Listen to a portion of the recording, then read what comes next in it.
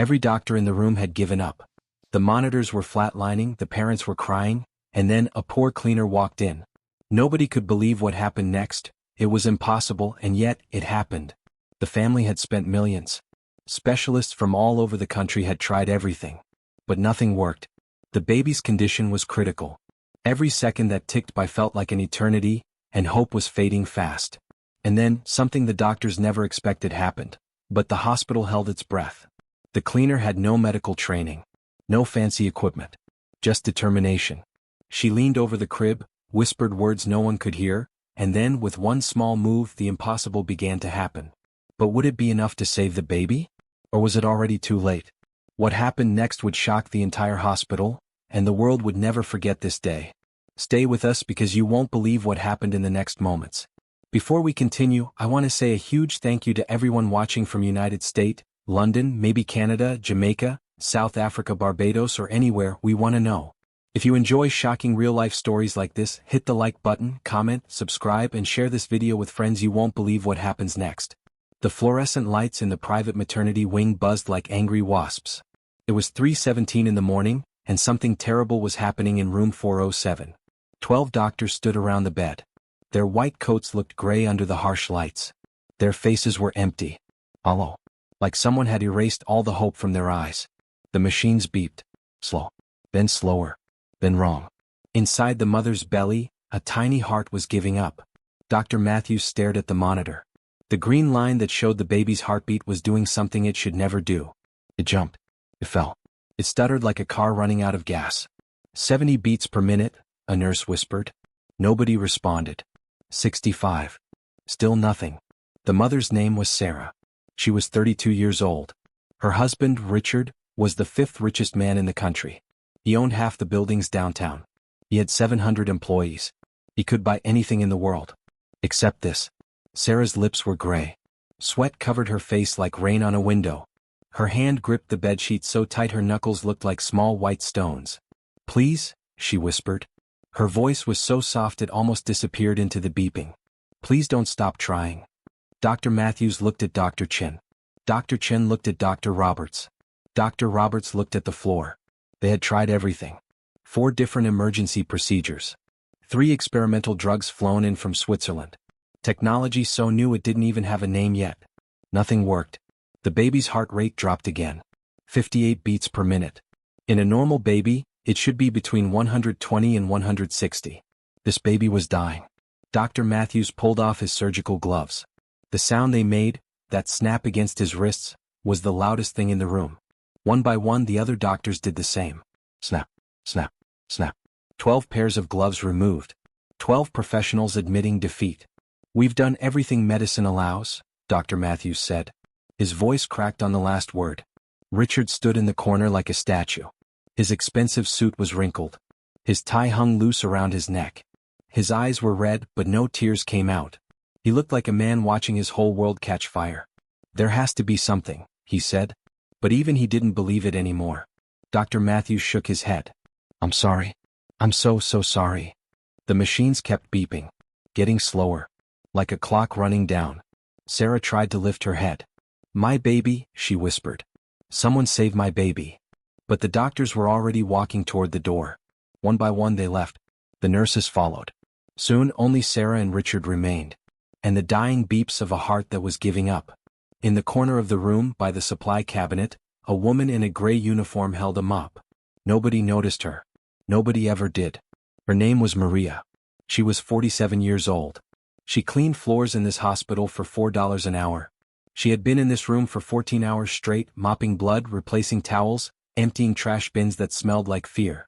Her hands were shaking. But not from tiredness. Maria stared at Sarah's belly. Her eyes moved from the belly to the monitor.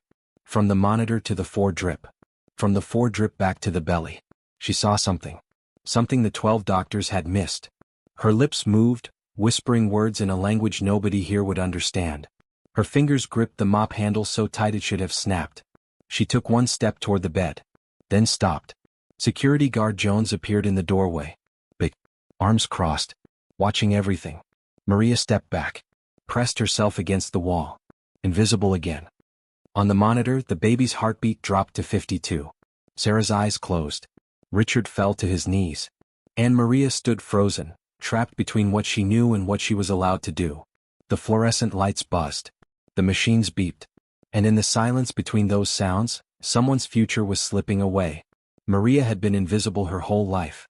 When she walked down hospital hallways, doctors looked right through her. When she cleaned blood off floors, nurses stepped over her hands without saying "excuse me." When she emptied trash cans filled with used needles and cotton swabs soaked in human pain, nobody said thank you. She was a ghost in a gray uniform. But ghosts see everything. For 14 hours, Maria had watched Sarah suffer. She had mopped up blood 3 times. She had seen the doctors argue in whispers by the door. She had heard words like uterine rupture and fetal distress, and nothing more we can do. And she had seen something else. Something small. Something the machines didn't show. At 1:43 in the morning, Sarah's belly had moved wrong. Not a kick. Not a normal contraction. A twist. Like something inside was tearing. Maria had frozen with her mop in her hand. She knew that movement. She had seen it before. 12 years ago. In a country very far from here. In a war where hospitals were bombed and doctors were killed and women gave birth in basements by candlelight. Maria had delivered 17 babies during that war. 16 had lived. 1 had not. The one that didn't live had a mother whose belly moved exactly like Sarah's. Maria had been younger then. Braver. Stupid enough to think she could save everyone. She had tried an old technique. Something her grandmother taught her. Something the real doctor said was dangerous and outdated and should never be used. The baby had lived. The mother had not. Anne Maria had promised herself, on her knees in a basement covered in blood, that she would never touch a pregnant woman again. That was 12 years ago. Now she stood in this bright, clean, expensive hospital room, watching history repeat itself. The monitor beeped. 49 beats per minute.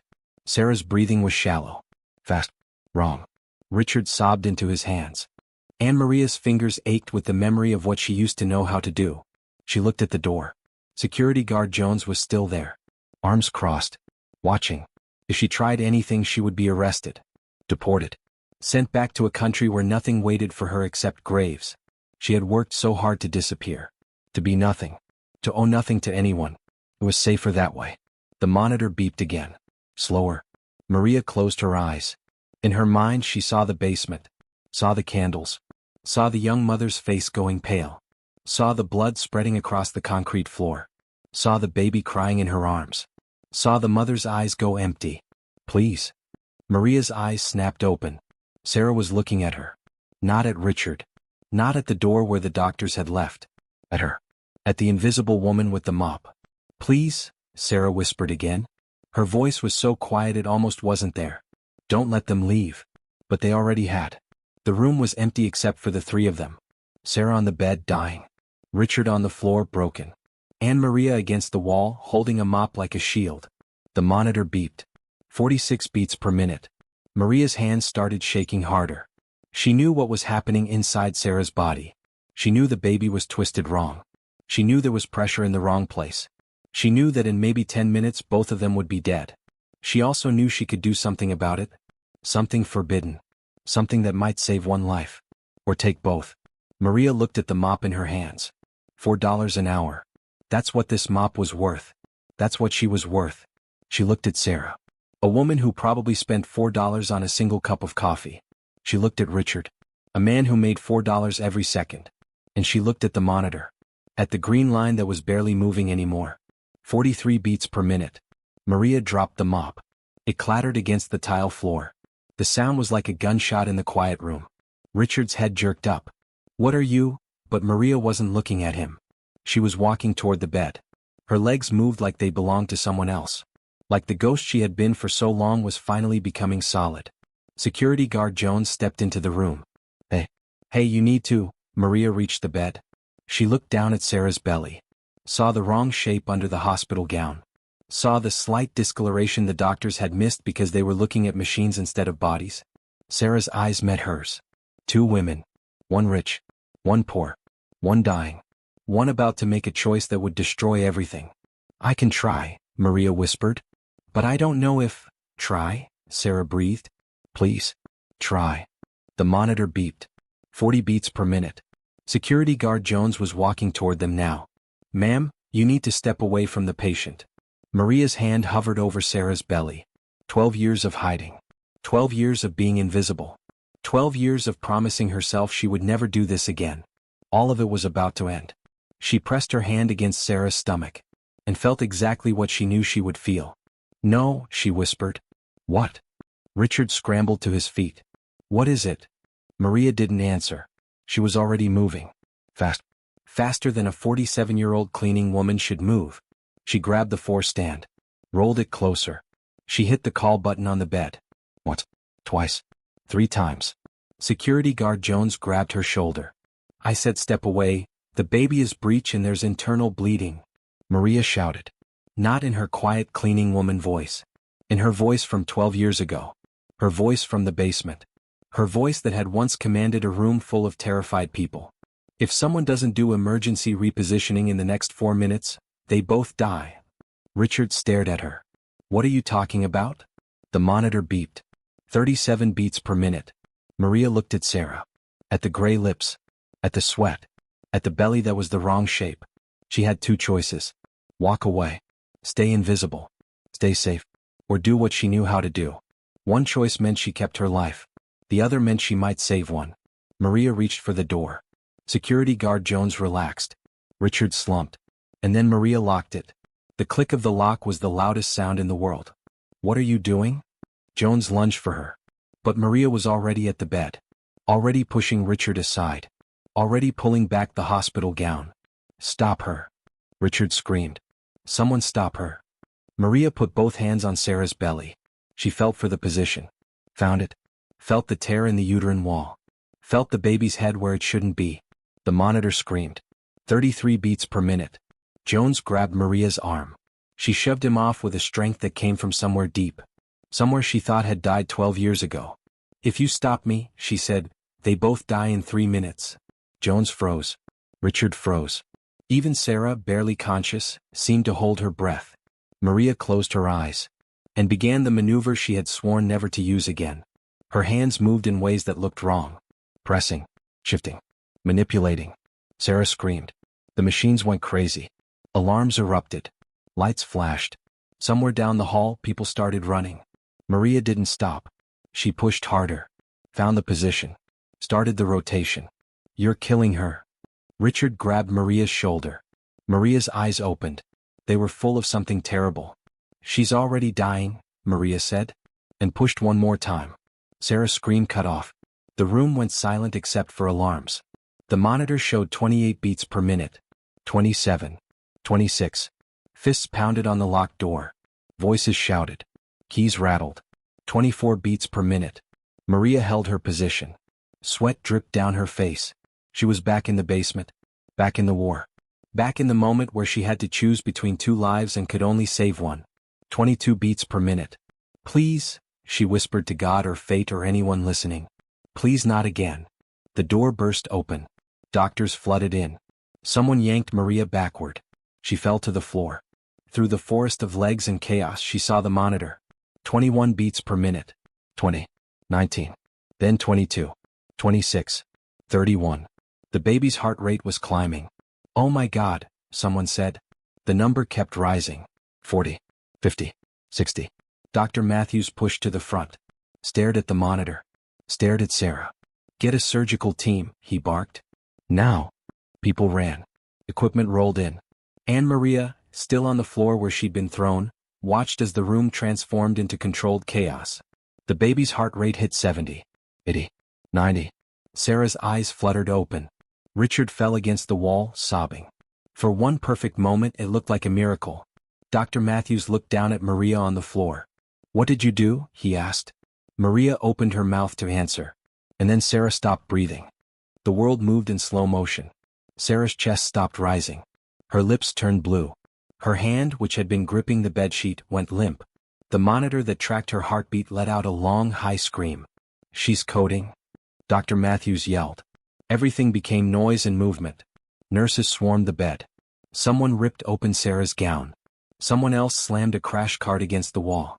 Hands moved in perfect synchronized chaos. Starting compressions.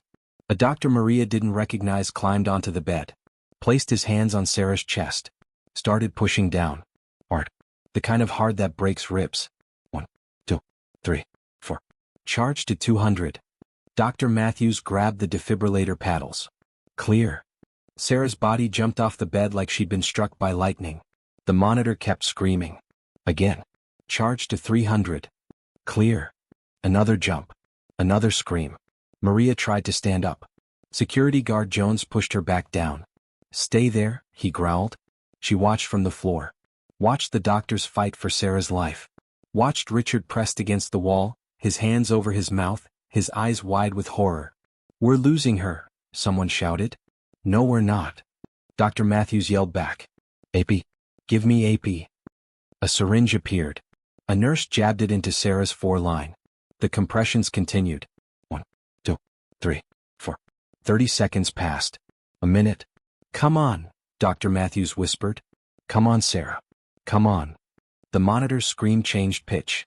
Then stopped. Everyone froze. On the screen a green line appeared. Weak. Shaky. But there. A heartbeat. We got her, someone breathed. We got her back. The room exhaled as one. But Dr. Matthews didn't relax. He stared at another monitor. The one tracking the baby. Get her to surgery now, he barked. We're doing an emergency C-section. If we wait another minute, we'll lose them both. The bed started moving. Nurses ran alongside it. 4 bags swung. Wires trailed behind like ribbons. Richard tried to follow. A nurse stopped him. Sir, you can't. That's my wife. That's my baby. Sir, please. We'll update you as soon as... But Richard shoved past her. Ran after the bed. 2 security guards had to physically hold him back.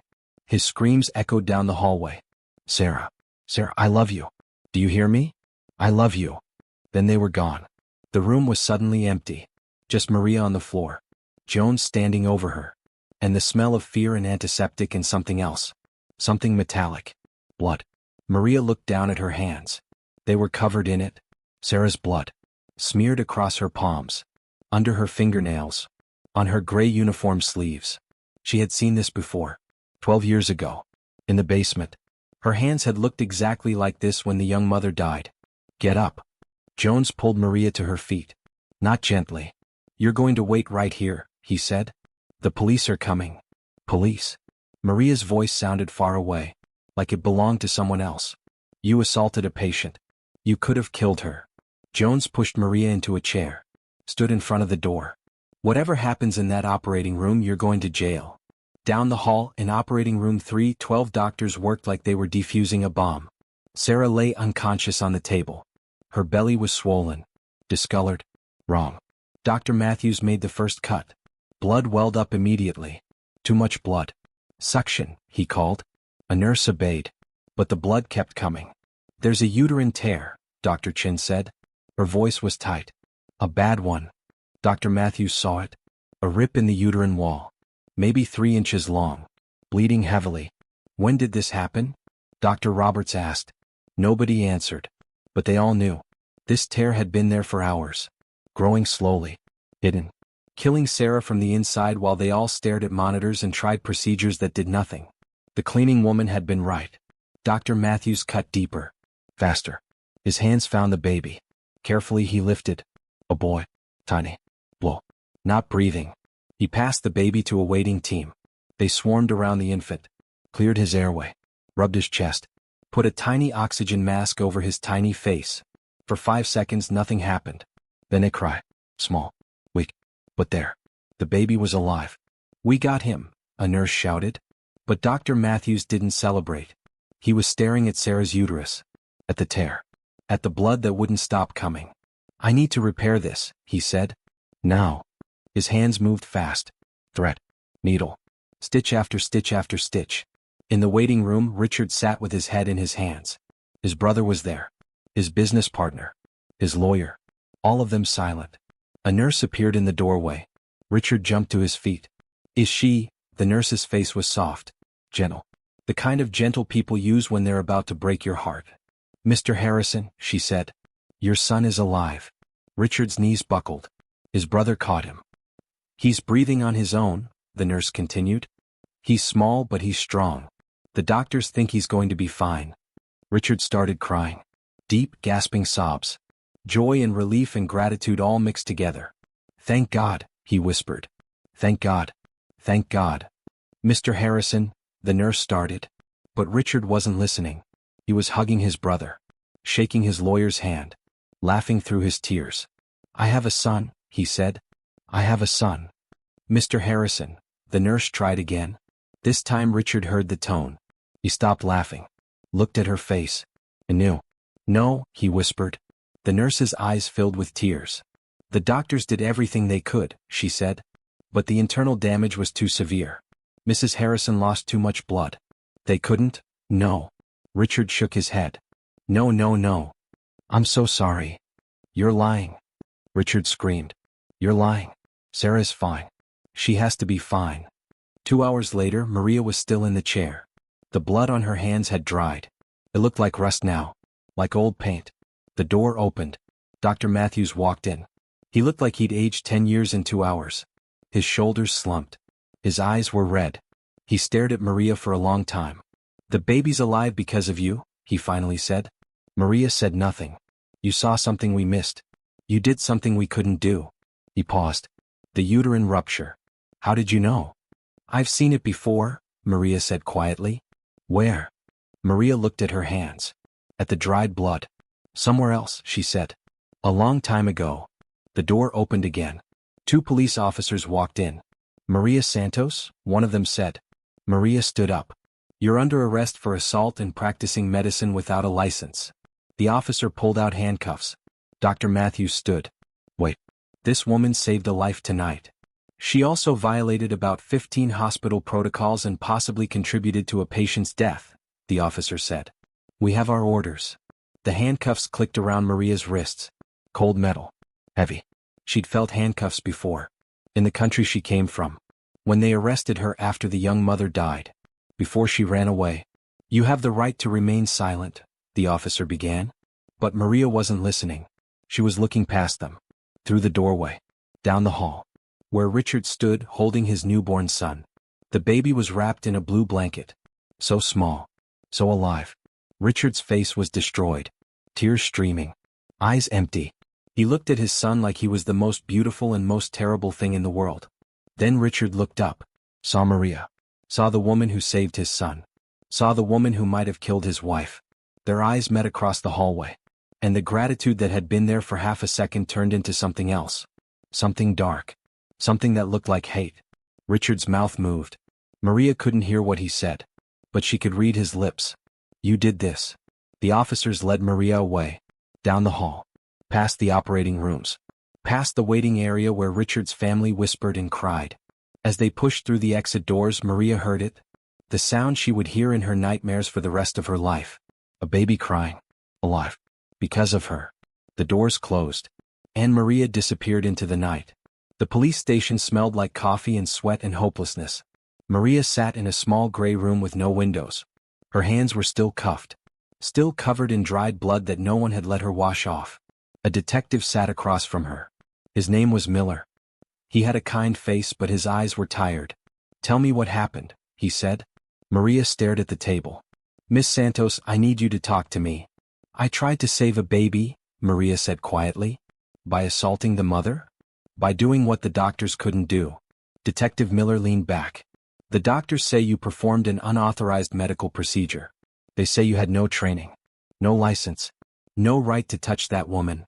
They had already given up. That doesn't give you the right. The baby was dying." Maria's voice cracked. "They walked away. They left her there to die with her baby inside her, and I was the only one who saw what was really happening." "And what was really happening?" Maria closed her eyes. Saw Sarah's belly. Saw the wrong shape. Saw the signs everyone else had missed. "The baby was in the wrong position," she said. "And there was a tear in the uterus. It was bleeding inside. The monitors didn't show it. The doctors didn't see it. But I knew." "How did you know?" Maria opened her eyes. Looked at Detective Miller. "Because I've killed someone before," she said. The room went silent. Detective Miller sat forward. "Excuse me?" 12 years ago. In my country. During the war." Maria's voice was flat. Empty. "A woman was in labor. The doctors were all dead or gone. I was the only one who knew anything about delivering babies. My grandmother taught me old techniques. Dangerous techniques. She paused. The baby was dying. Just like tonight. I did the same procedure. The baby lived. The mother didn't. The news broke the next morning. Billionaire's wife dies after cleaner's unauthorized intervention. The headlines were everywhere. Television. Internet. Newspapers. Everyone had an opinion. Some people called Maria a hero. Said she tried to save a life when doctors had given up. Said she deserved a medal, not handcuffs. Others called her a murderer. Said she had no business touching a patient. Said she killed Sarah Harrison with her ignorance and arrogance. By noon, the hospital released a statement. While we recognize that Ms. Santos may have had good intentions, her actions violated numerous safety protocols and medical standards. By evening, Richard held a press conference. He stood at a podium, his face pale and hollow. His baby son was with his mother somewhere safe. Richard looked like a man made of glass about to shatter. My wife Sarah was the love of my life, he said. His voice shook. She was kind, generous, excited to be a mother. She had her whole life ahead of her. He paused, gripped the podium. Last night she died in that hospital. The doctors say there was internal damage. They say she might have died anyway. His voice got harder. But she might not have. We'll never know. Because a cleaning woman with no medical training decided to play doctor. 3 days later, Maria's lawyer visited her in jail. His name was David Chin. He was young, overworked, assigned to her case because she couldn't afford anyone else. I'm not going to lie to you, he said. This is bad. Maria sat across from him in the visitor's room. She looked smaller somehow, like she was disappearing. The hospital wants to protect themselves, David continued. So they're cooperating with the prosecution. They've handed over your employment records. Turns out you lied on your application. Said you had no medical background. 4 weeks later, the hospital held a meeting. All 12 doctors who had been in Sarah's room sat around a long table. Their lawyers sat behind them. Dr. Matthews looked exhausted. He hadn't slept well since that night. We need to get our story straight, the hospital's head attorney said. Her name was Victoria Stone. She was sharp, cold, expensive. Our story is the truth, Dr. Matthews said. The truth is complicated. Juries don't like complicated. Victoria opened a folder. Here's what we're going to say. You were in the process of preparing for emergency surgery when the cleaning woman assaulted the patient. Her intervention caused additional trauma to an already damaged uterus. One by one the doctors signed. Dr. Matthews was the last. He stared at the paper. At the words that weren't quite lies but weren't quite truth either. He thought about Maria in that jail cell. About the way she'd looked at Sarah's belly. About the certainty in her voice when she said the baby was in distress. She had been right. They had been wrong. But the world didn't care about right and wrong. It cared about power. Dr. Matthews signed his name. That night, Richard sat in the nursery he and Sarah had built together. The walls were painted soft blue. Clouds on the ceiling. A crib in the corner. Toys on shelves. Everything ready for a baby. Everything ready for a family that would never exist. Richard held his son. 8 pounds now. Healthy. Perfect.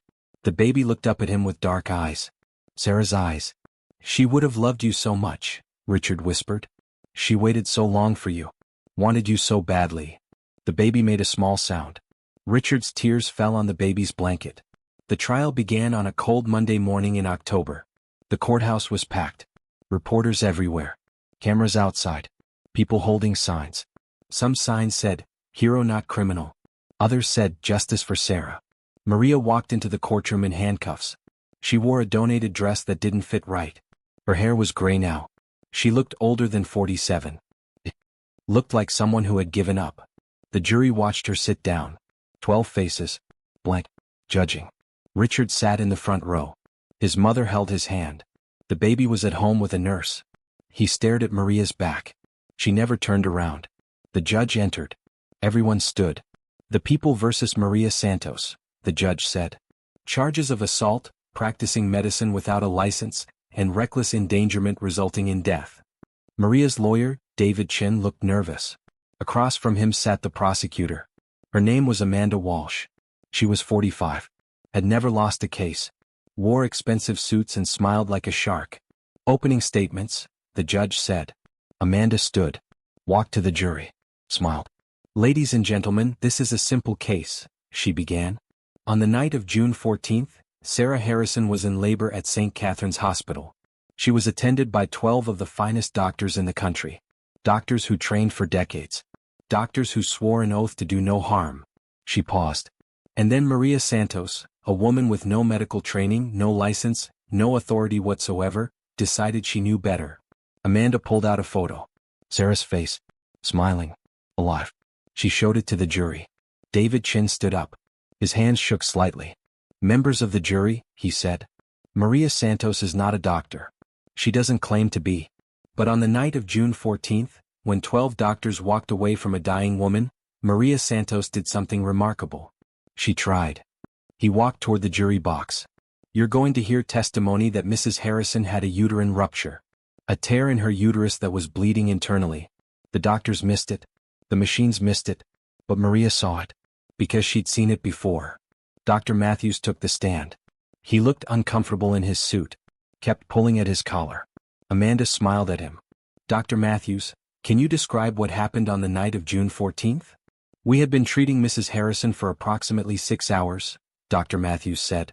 She was experiencing complications with her labor. Fetal distress. We tried multiple interventions. And did those interventions work? No. The baby's heart rate continued to decline. What did you do then? Dr. Matthews hesitated. We stepped out of the room to discuss next steps. David stood for cross-examination. Dr. Matthews, when you left that room, what was the baby's heart rate? Approximately 40 beats per minute. And normal is? 120 to 160. So the baby was dying? The baby was in severe distress. Dying? David repeated. And you walked away. We were preparing for emergency surgery. How long would that have taken? 10 to 15 minutes to prep the OR. The baby had 40 beats per minute. Would he have survived 15 more minutes? Dr. Matthews looked at his hands.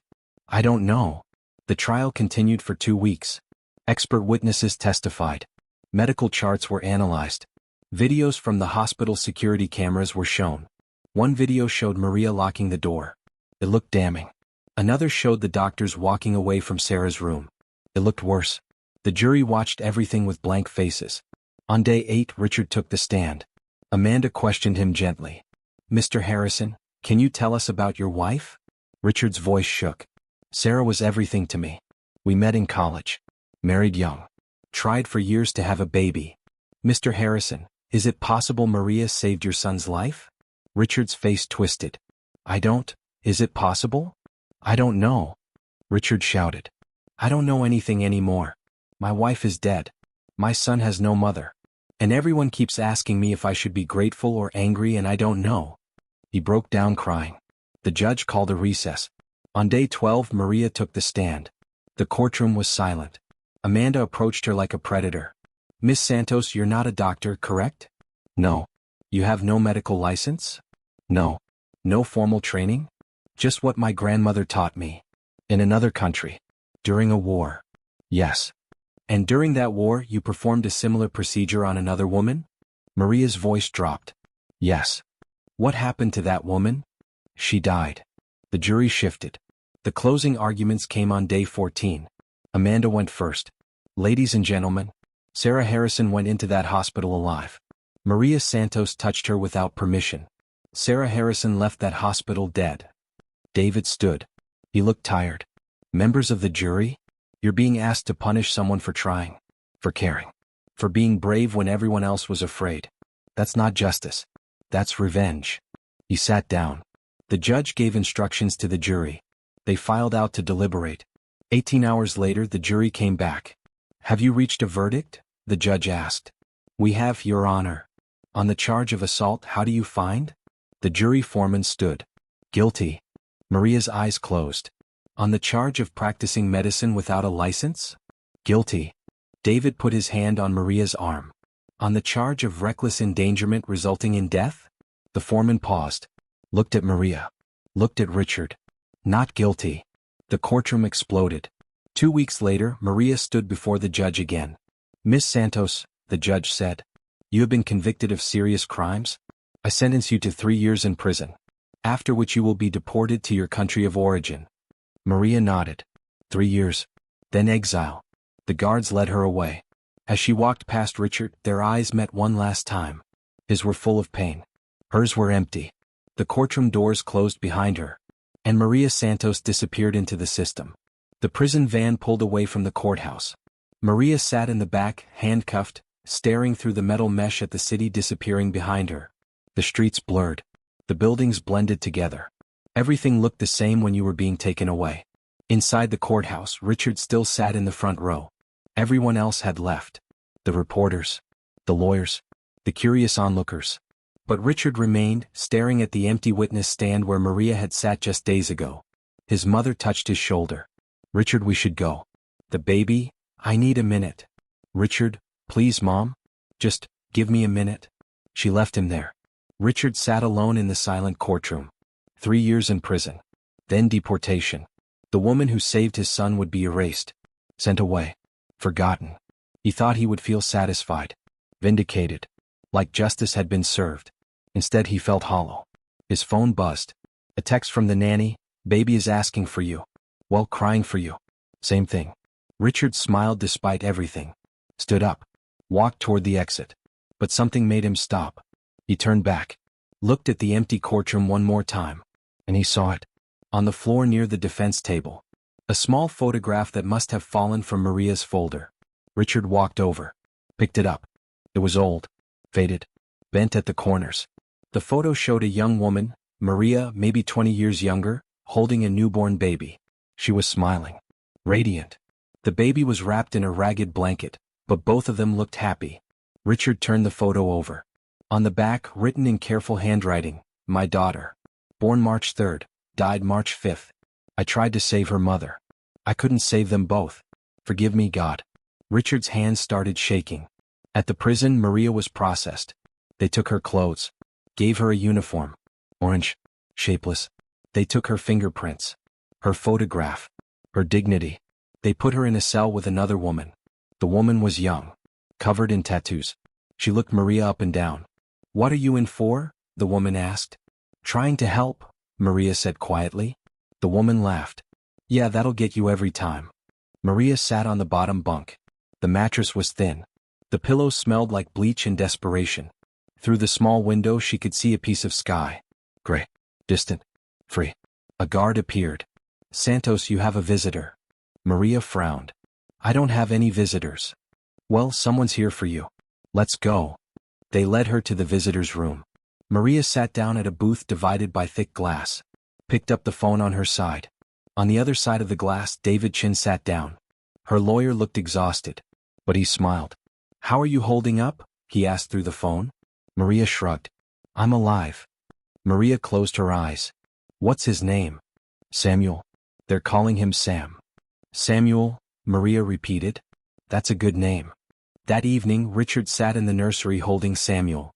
The baby was awake. Alert. His tiny hand wrapped around Richard's finger. "Your mama would have loved you so much," Richard whispered. "She waited so long for you. Wanted you more than anything." Samuel made a small cooing sound. Richard looked around the room. At the clouds on the ceiling. The toys on the shelves. The rocking chair Sarah had picked out herself. Everything was ready for her. Except she would never sit in that chair. Never read bedtime stories. Never sing lullabies. 2 days passed.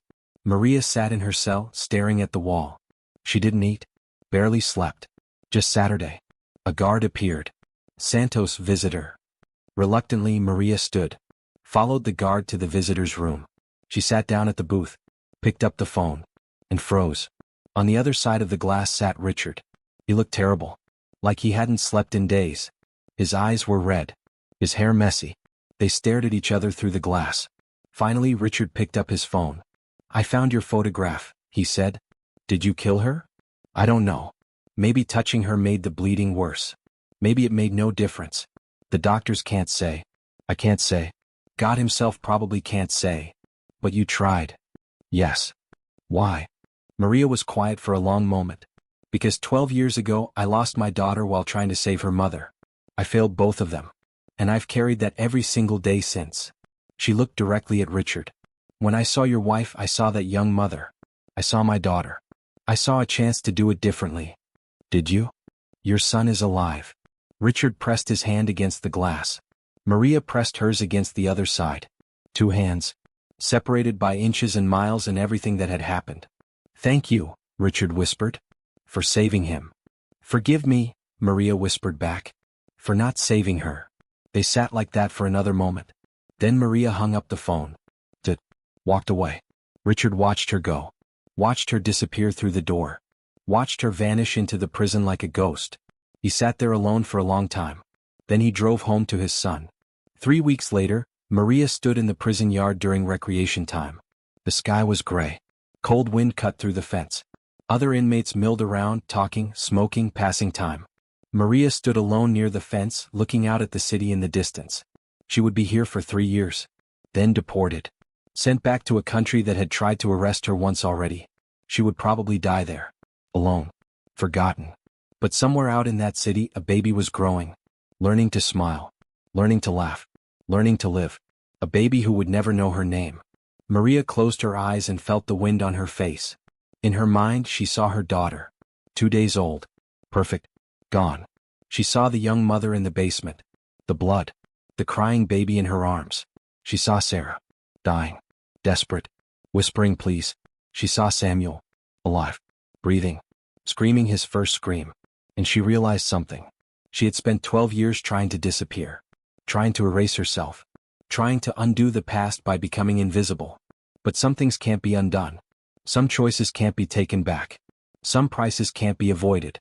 All you can do is live with them. A guard called for the inmates to return inside. Maria turned away from the fence. Walked back toward the prison. The other inmates filed past her. Invisible to them. A ghost again. But as she walked, Maria felt something she hadn't felt in 12 years. Not peace. Not forgiveness. But something close. Acceptance. She had tried to save 2 lives. She had lost one. Saved one. Been punished for both. That was her story. And she would carry it, like she carried the memory of her daughter, like she carried the weight of that young mother in the basement, until her last breath. The prison doors closed behind her. And Maria Santos disappeared into the system. In the nursery, Richard held his son and stared out the window at the city lights. The photograph of Maria's daughter sat on the dresser. Richard had kept it. Couldn't bring himself to throw it away. "Your mama loved you," he whispered to Samuel. "And someone else did too. Someone who gave up everything to make sure you made it here." Samuel yawned. Stretched his tiny fingers.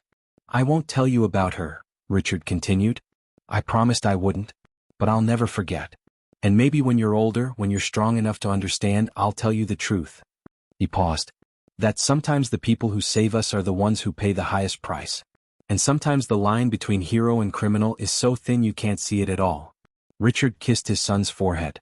Outside, the city hummed with life. Millions of people. Millions of stories. Millions of choices made in impossible moments. And somewhere in that vast, indifferent city, 2 women were gone.